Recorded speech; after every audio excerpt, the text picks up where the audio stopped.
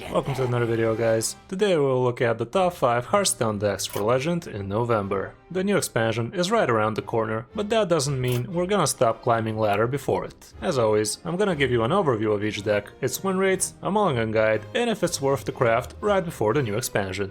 If you enjoy these kinds of videos, drop a like and subscribe if you're new. It really helps out the channel a lot. Now let's get into it.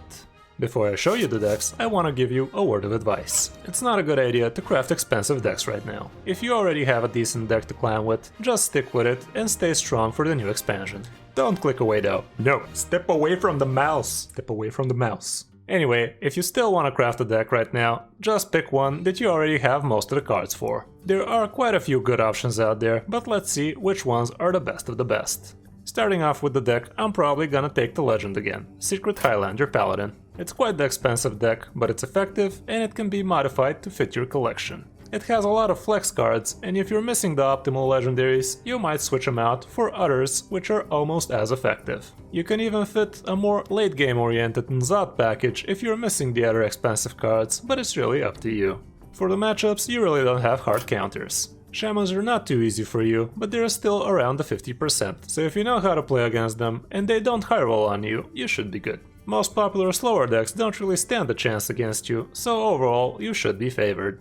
For the mulligan, you always want to keep 1 and 2 drop cards like Crystology, Secret Keeper, Sunreaver Spy, Zephrys, and Finley. If you already have a 1 and a 2 drop, keeping Sentry and Mysterious Challenger is not a bad idea as well. But make sure to think if that would be worth the keep in the particular matchup.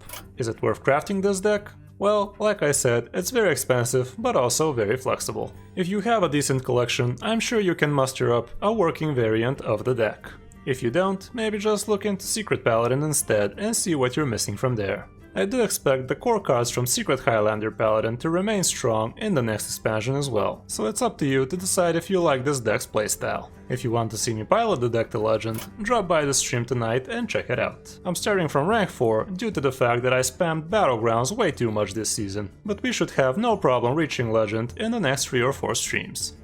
Next, we move down to the class everybody loves to hate, Shaman. Here you can choose between Murloc, Evolve and Quest Shaman as the top 3 decks for this class. In the last top 5 we talked about Quest Evolve Shaman, so in this one we can talk about Murloc Shaman instead. The deck pretty much looks the same as the one from the past, but the 2 beaming sidekicks is what makes it stand out. Those 2 can really protect your early board, and high impact minions like Tidecaller and Anglers become even a bigger threat. The 2 Mogu Flesh Shapers are there since you quite easily create white boards, and 1 extra decent token on the board never hurt nobody. Well, except for the opponent. If you feel like throwing some RNG into your life, you can find room for 1 or 2 mutates in there as well, but it seems like this version is performing best for now. Warriors and Rogues would be your worst matchup. Those decks deal well with your early board, so it's no surprise. Quest Evolve Shamans also punish you with their MC techs and Dust Elementals, but anything else is in the green for you. Games are fast with it as well, so you should be climbing in no time. For the mulligan, you obviously want to keep Tidecallers and Anglers. When I used to play the deck, I usually hard mulliganed for those 2, but keeping other cheaper Murlocs would also be a good idea for you. If you do think you can build a whiteboard early on, keeping Mogu is also worth. Overall, Murloc Shaman would be a perfect choice for you right now, since it's super cheap and it will probably remain relevant in the next expansion too. Fast aggro decks tend to dominate unrefined metas, so you'll probably have a good time with this deck if you choose to play it. Next up is Secret Highlander Hunter. This deck remained in the top tier throughout the entire expansion, and it will probably remain relevant in the next one too. Again, it's an expensive deck, but if you own the core legendaries, you can probably create a working variant from your collection. Most of the legendaries are worth the craft anyway, so it's up to you to decide. The bad matchups for you would be Secret Highlander Paladin and Resurrect Priest. Anything else would be well in your capabilities, including those shamans. For the mulligan, Secret Keeper, Rat Trap, Zephrys and even Subject 9 would be worth the keep. Depending on the matchups, you can choose to keep a lot of the other cards as well, so you really need to know what to expect from your opponent. Is it worth the craft? Same answer is Secret Highlander Paladin. Personally, I don't have too much luck with it, so from my point of view, I wouldn't recommend it.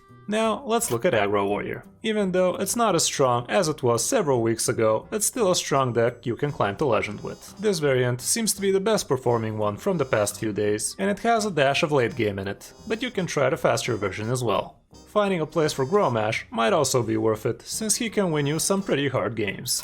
You have quite a few bad matchups, but most of them are pretty winnable. If you're seeing too many slow warriors and priests though, maybe it's time to play something else. Mulligan-wise, you always want to keep your Towncrier, Rover, and all of those Berserkers. Taskmaster and Lance are also worth considering. Would I recommend you crafting this deck? Well, I'm not too sure. It's not too expensive, and it will probably do well in the early days of the new expansion as well, but I'm not sure if it will remain a good archetype afterwards. Control Warrior on the other hand might, but it's too slow, expensive, and most people get bored of it quite quickly. The last deck on the list would be Tempo Rogue.